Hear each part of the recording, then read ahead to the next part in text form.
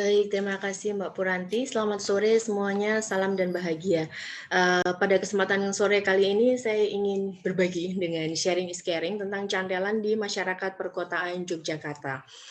Apa cantelan pasti sudah banyak ya dari tadi juga dari awal Mas Ganjar juga sudah menyebut-nyebut gitu. Kenapa cantelan sebenarnya karena caranya waktu itu diawali dengan dicantelkan. Jadi benar-benar tas kresek diisi dengan berbagai bahan makanan kemudian dicantelkan. Dan ini inspirasinya kami memanggilnya dari Ibu Suri, Ibu Cantelan yaitu Ibu Ardiati. Beliau mengawali di Dusun Burian Jogja. Kemudian Kagamaker yang awal di pandemi ini melakukan beberapa kegiatan seperti membuat hand sanitizer, kemudian tadi juga sudah disebutkan oleh Bli Putra bagaimana kita mengirimkan APD ke hampir semua provinsi di Indonesia begitu ya. Kemudian kita melihat kenapa di sekeliling kita banyak, waktu itu di Jogja banyak yang lockdown. Terus sempat kepikiran kalau benar-benar tidak boleh keluar masuk, terus bagaimana begitu kan? Karena belum tentu masyarakat yang di dalam itu juga memiliki persediaan bahan makanan. Kemudian terinspirasi dari Mbak Ardiati tadi, kita akhirnya Kagamaker bekerja sama dengan berbagai provinsi. Akhirnya kita berkembang untuk cantelan ini sampai terjadi di 121 lokasi di 23 provinsi.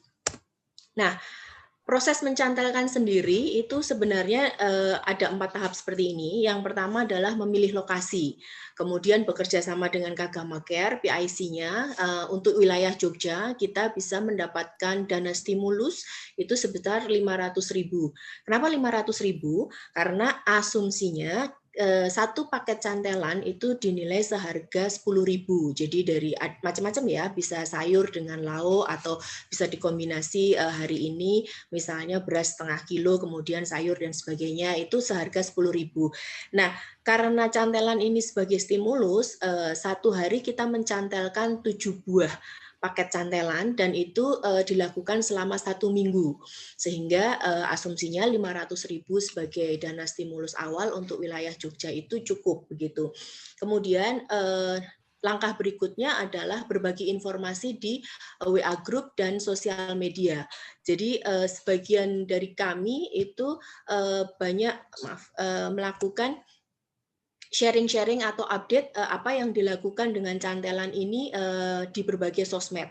Dan ini nantinya yang akan menghadirkan banyak donasi-donasi baik secara dana fresh gitu ataupun kemudian berbentuk barang. Salah satunya misalnya genduli dengan paket-paket sayurannya begitu. Dan ini nanti yang akan memperpanjang usia cantelan.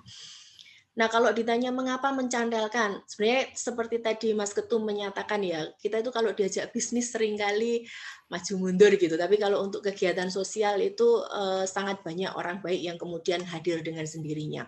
Nah, kenapa cantelan? Karena niatnya itu tadi, memenuhi kebutuhan hanya sehari. Kenapa hanya sehari? Karena seperti yang saya sampaikan di paparan sebelumnya bahwa ada banyak orang baik yang hadir begitu ya selama pandemi ini. Jadi dalam satu hari itu di jalan-jalan utama di Jogja misalnya, itu ada misalnya tukang becak yang bisa mendapatkan paket 9 bahan sembako gitu ya, kemudian 7 paket nasi bungkus begitu. Sehingga kadang-kadang justru yang terjadi adalah penumpukan bantuan, tapi banyak juga yang tidak mendapatkan, atau kemudian ada yang apa ya, karena krido lumaing asto gitu ya, jadi bisanya mengharap gitu, jadi melihat oh kalau di jalan itu gampang mendapatkan bantuan, maka orang-orang ini menjadi mendadak orang-orang yang berada di jalan gitu, ada tukang becak tiban, ada tukang koran tiban misalnya begitu. Kenapa? Karena lebih mudah mendapatkannya. Nah, cantelan sendiri itu mudah dan murah. Kenapa mudah dan murah? Kalau dibandingkan tadi dengan memberi paket sembako, itu biasanya kan satu paket sendiri harganya sekitar misalnya 50 sampai 150.000 begitu. Nah, dengan cantelan ini kita hanya dalam tanda kutip bermodal 500.000 kita sudah dapat cantelan selama 7 hari minimal. Dan ini terkait dengan yang ketiga, ini menjadi stimulus. Kenapa stimulus? Karena warga terkait dengan partisipasi warga, warga yang melihat oh masih boleh mengisi begitu, sehingga warga yang tadi juga orang baik tetapi mungkin belum bisa kalau mengisi secara banyak, itu bisa mencantelkan 1 atau 2 atau berapapun sesuai dengan kemampuan mereka. Dan yang terakhir ini menjadi penting untuk pandemi karena cantelan itu artinya tidak harus bertemu secara langsung. Untuk yang di wilayah-wilayah Kodia ini, cantelannya itu bukan di pinggir jalan besar, tetapi di titik-titik yang strategis yang itu dilewati oleh warga gitu. Jadi yang mengambil diharapkan memang karena Jogotongo ya, ini Mas Ketum misalnya, itu prioritas kita memang apa yang ada di sekitar kita, siapa yang ada di sekitar kita begitu. Jadi tidak harus bertemu langsung, ini menjadi penting karena saling menjaga tadi. Mungkin kita bisa menularkan, begitu pula sebaliknya. Nah, untuk pemilihan lokasi, kebetulan saya ada 4 wilayah. Pertama itu di Code dan Gondolayu, kemudian disusul oleh Badran, dan kemudian di Mangun Sudiran. Nah, pemilihan 3 wilayah pertama itu sebenarnya lebih karena wilayah tersebut adalah slum area. Jadi wilayah-wilayah marginal di perkotaan begitu. Jadi ada banyak buruh harian di sana. Tadi sudah saya sebutkan ya, ada tukang beca, ada yang ngekos di situ kontrak, kemudian pekerja harian, buruh-buruh cuci begitu. Dan yang paling terdampak juga yang selama ini mungkin belum banyak dilihat adalah kenapa? Karena ya selama pandemi benar-benar orang itu takut, dan kalau itu adalah tukang pijat panggilan begitu untuk dipanggil ke rumah-rumah, bahkan gumasas, itu kemudian berhenti sama sekali, sehingga memang mereka kalau tidak punya tabungan benar-benar kesulitan untuk makan sehari-hari. Nah, yang tidak kalah penting untuk pemilihan lokasi itu adalah adanya pihak yang bersedia menjadi PIC. Kebetulan di wilayah Badran ini ada teman SMP saya, namanya Ibu Yuli Dwi Astuti, dan suaminya juga wartawan begitu, sehingga linknya cukup banyak untuk kemudian nanti bisa menjaring lagi donasi selain dari yang diberikan Kagamaker untuk wilayah Badran. Nah, di Code dan Gondolayu ini ada adik kelas saya waktu SD, jadi ini link-linknya ya, itu yang kebetulan menjadi ibu RT di wilayah sana, sehingga proses masuknya menjadi mudah. Kenapa PIC ini menjadi penting? Karena perwakilan dari Kagamaker itu tidak ada yang tinggal di sana, sehingga dianggap orang asing begitu ya kalau mau masuk ke wilayah tersebut, sehingga menggandeng pihak-pihak yang berada di sana, dan key person ini yang kemudian akan menjalin komunikasi kepada wilayah sekitar. Dan ini nanti menjadi penting ketika kita sudah bicara tentang sustainability. Baik, kita lanjut. Nah, ini erat kaitannya pemilihan PIC tadi dengan tantangan yang muncul selama mencandalkan. Kenapa? Karena kita bukan hanya berbicara mencandalkan bahan makanan saja, tetapi juga terkait tadi sudah disebutkan oleh Bi Agung begitu, bahwa ada edukasi di situ, bagaimana memakai masker, kemudian berbagi, cukup cekap, ini menjadi kata yang buat saya unik begitu ya. Kenapa? Karena balik lagi tadi banyak orang yang krido lumaing asto, sukanya mengambil, sukanya mengharapkan, sukanya kalau dikasih, misalnya seperti itu. Sehingga bahwa kemudian ada orang yang selalu menanamkan saya cukup, saya hari ini tidak ngambil Mbak karena kemarin saya sudah, misalnya seperti itu, biar yang lain. Atau kemudian bahkan ada orang yang menurut kami, oh harusnya dia ini orang yang harusnya mengambil atau mendapat gitu ya, berhak untuk mendapat. Tetapi ternyata beliau juga terketuk, oh saya punya ini Mbak, dia datang dengan Indomie misalnya 20 pack, atau datang dengan beras, karena tadi dia mendapatkan paket-paket sembako yang banyak, tetapi sayurannya tidak ada uang untuk membeli, sehingga menjadi barter untuk saling berbagi. Nah, ini menjadi hal yang penting dalam sharing is caring gitu. Nah, kemudian yang kedua adalah ketersediaan barang. Kenapa menjadi tantangan? Karena tadi stimulusnya dari Kagamaker itu hanya 7 hari dan hanya 7 paket. Apakah cukup begitu ya? Karena di Badran itu kemudian diputuskan bahwa supaya tidak terjadi keributan dan menimbulkan masalah baru, maka cantelan akan dilakukan setiap hari 35 pack sesuai dengan jumlah kakak yang ada di sana. Nah, ini menjadi tantangan tersendiri. Maka apa yang harus dilakukan? Ya, PIC dan beberapa warga yang menjadi pengurus di situ harus kemudian bekerja sama atau mencari cara-cara lain, ide-ide lain supaya ketersediaan barang ini menjadi ada. Nah, kemudian yang selanjutnya adalah menyampaikan kepada yang tepat. Tadi sudah saya sampaikan bagaimana mungkin mereka yang berada di jalan itu perlu, tetapi apakah kemudian hanya mereka yang memerlukan atau ada pihak-pihak lain yang memang sebenarnya perlu tetapi lepas dari kacamata kita. Misalnya begini, ini pengalaman dari Jode begitu ya, Ibu RT itu bercerita ke saya, saya nggak masalah. Saya kemarin melihat ada yang pakai motor itu mengambil cantelan, tetapi nggak masalah gitu. Kenapa? Karena tahun ini siapa tahu dia itu PHK dan ternyata uripnya lebih ambiar daripada yang lain begitu.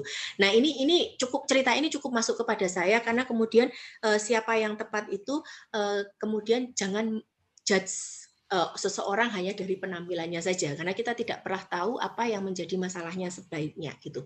Kemudian yang terakhir adalah mengenai keberlanjutan. Tadi sudah saya singgung sedikit. Akan sampai berapa lama cantelan ini ada gitu karena awal itu balik lagi Kagama Care hanya menyediakan stimulus 7 hari. Tetapi ternyata ada yang sudah seperti di Badran itu sekarang sudah masuk hari ke-80. Di wilayah-wilayah lain bahkan ada yang sudah 100 hari begitu dan lebih sehingga sustainability ini yang kemudian menjadi gerakan sosial tersendiri di masing-masing wilayah begitu dan menjadi kalau dibilang resiliensi masing-masing wilayah ya ini ketahanan mereka bukan hanya ketahanan di wilayah keluarga tetapi bagaimana kemudian di wilayah rukun tetangga sendiri itu. Nah, ini hal yang kemudian mendukung kenapa kemudian cantelan ini bisa menjadi lama begitu karena ada donatur, relawan. Nah, dukungan aparat setempat itu menjadi penting juga begitu ya.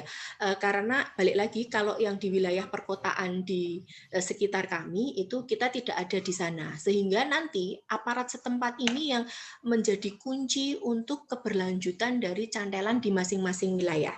Nah, ini bisa dibaca bahwa kemudian donatur itu sangat banyak, baik dari rekan-rekan Kagama, kemudian ada link pembaca sosmed, bahkan yang tidak pernah kenal sebelumnya, kemudian tetangga, ada bahkan istilah yang muncul itu Kagama kasih samyang, begitu, karena tiba-tiba pagi-pagi jam 8 pagi saya ditelepon, Mbak, sanggup nggak menghabiskan, saya pikir saya diminta menghitung begitu ya, ada berapa cantelan di Jogja, waktu itu saya bilang sekitar 25 dus karton begitu samyang yang ternyata munculnya adalah 150 karton samyang yang nilainya senilai dengan sekitar 75 juta waktu itu dan ya kita sanggup saja karena ada sekian banyak cantelan yang ada di Jogja begitu. Genduli tidak lepas juga ada banyak yang kemudian mendonasikan membeli paket-paket dari Genduli kemudian di-share lewat dalam Mangun Sudiran dan kita yang kemudian berbagi dengan beberapa cantelan di sekitar kita. Nah, kemudian ini tentang keberlanjutan, tadi sudah saya singgung sedikit. Jadi ada yang kemudian diambil alih atau diteruskan oleh warga sendiri. Kenapa? Karena balik tadi, saya yakin bahwa banyak orang baik di sekitar kita. Tetapi secara kemampuan itu tadi atau secara niat kadang-kadang saya malu ya Mbak gitu. Atau kalau saya harus menanggung itu menjadi harus banyak sekali misalnya. Nah dengan ada seperti ini, ada Bapak Satpam yang mencandalkan rutin setiap hari 2 misalnya. Ada Ibu Guru dan ada banyak yang di sekitar kami yang kemudian ikut mencandelkan. Nah di sisi lain ada Jumat Berkah dari masjid. Dulu sempat berhenti kegiatan Jumatan, tetapi ketika sudah ada lagi, mereka mengalokasikan dana yang tadinya untuk nasi kotak setiap selesai Jumatan, itu dibentukkan dalam bentuk cantelan begitu. Nominalnya mungkin hampir sama, tetapi kemudian bisa dinikmati untuk satu keluarga. Dan ini menjadi keberlanjutan karena ada donasi-donasi yang masuk ke masjid. Kemudian di Badran itu bekerja sama dengan Dasawisma, sehingga misalnya Bu donasi hari ini hanya ada 25 misalnya, oke Dasawisma mencarikan 10 pack misalnya seperti itu. Nah untuk Mangun Sudiran sendiri kita kemudian mengubah bukan lagi cantelan. Kenapa? Karena kita tidak ingin bahwa ini menjadi ketergantungan juga, tetapi kita menginginkan adanya effort atau usaha juga dari warga sekitar.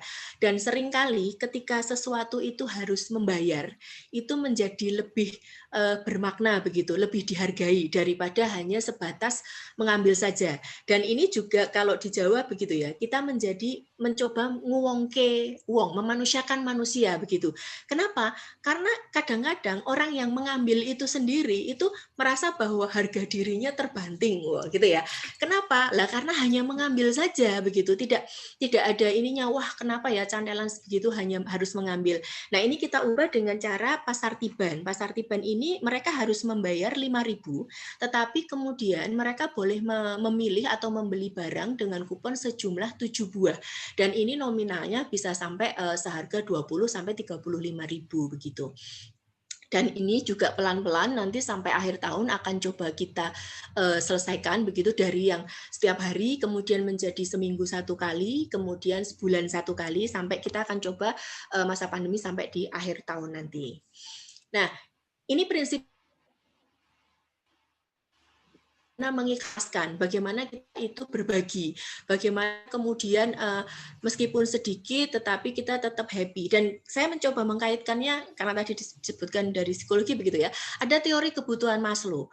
Sebenarnya kita tidak hanya mencoba memenuhi kebutuhan fisiologis mereka atau kebutuhan makanan tetangga-tetangga kita atau siapapun yang membutuhkan, tetapi kita mencoba pada level yang tertinggi sampai ada rasa aman, kasih sayang, penghargaan, bahkan aktualisasi diri. Kenapa bisa begitu? Karena kemudian kita akan merasa bahwa oh kita tidak sendiri, oh kita ada tetangga yang saling memperhatikan, oh bahkan yang jauh pun ada, misalnya dari Papua ikut mendonasi dan sebagainya begitu. Sehingga pada titik tertinggi mereka yang mencantelkan pun itu sebenarnya menjadi bentuk aktualisasi diri. Oh, di tengah pandemi kita masih bisa berbuat baik, kita masih bisa melakukan sesuatu meskipun mungkin kita sendiri sedang terkena dampak begitu. Nah, untuk mengakhiri sesi saya pada sore hari ini nilai-nilai yang saya pribadi dan teman-teman mungkin memperoleh juga. Yang pertama, ini erat kaitannya dengan dukungan keluarga tadi. Karena buat saya sendiri, salah satu kenapa gambarnya di sini ada banyak gambar anak-anak yang ikut membantu begitu ya proses pencantelan. Karena saya mengambil dari 3N nilainya Taman Siswa, yaitu niteni, niroke, dan nambahi. Selama pandemi ini anak-anak sekolah dari rumah, sehingga mereka kehilangan sosok. Jadi kalau di barat ada monkey see, monkey do begitu ya, mereka setiap hari sekarang hanya melihat dari online dengan gurunya. Tetapi misalnya mengajarkan tentang kebaikan, tentang berbagi dan sebagainya, itu dengan adanya cantelan ini, mereka kemudian melihat secara langsung bagaimana melastiki, bagaimana belanja, bagaimana kemudian mencantelkan dan sebagainya. Bahkan di beberapa wilayah, anak-anak ini ada yang kemudian berinisiatif, oh saya punya tabungan, saya pakai untuk nambahi cantelan misalnya. Nah, ini buat saya proses belajar yang luar biasa bagi mereka. Dan kemudian ada yang kemarin di Burian ketika 17-an, mereka sudah dengan warna-warni merah putih begitu, dengan mainan, dengan apa yang saya pikir itu yang mencoba dihadirkan juga untuk sisi anak-anak kita, karena masa pandemi ini mereka jauh dari kata bermain begitu ya. Itu hampir serupa dengan ATM, amati, tirukan, modifikasi gitu. Jadi WA grup cantelan sendiri fungsinya saling menguatkan, kemudian itu tadi kita mempunyai oh iya ide dari sana dan sebagainya. Nah, kemudian nilai yang lain adalah berbagi di saat pandemi, kebersamaan, gotong royong dan sebagainya. Dan yang jelas bahwa kita tidak sendiri itu menjadi sesuatu yang mahal harganya begitu di tengah pandemi ini. Nah, saya ingin mengakhiri dengan kalau tadi Bli Putra mengatakan nyalakan lilin bukan mengutuk kegelapan ya. Ini sebenarnya sama dengan yang menjadi acuan di Lembah Surat begitu di Boyolali. Ini juga kemudian bermutasi, bukan hanya mencantelkan, tapi mereka bahkan memberikan wifi gratis, makan untuk anak-anak yang bersekolah dan sebagainya. Nah, kalau di kita, di kami begitu, untuk yang di wilayah ini, karena kita wilayahnya dekat dengan Pegadaian, kita mencoba untuk mengadaptasi apa yang diambil oleh Pegadaian, bahwa mereka mencoba menyelesaikan masalah tanpa masalah.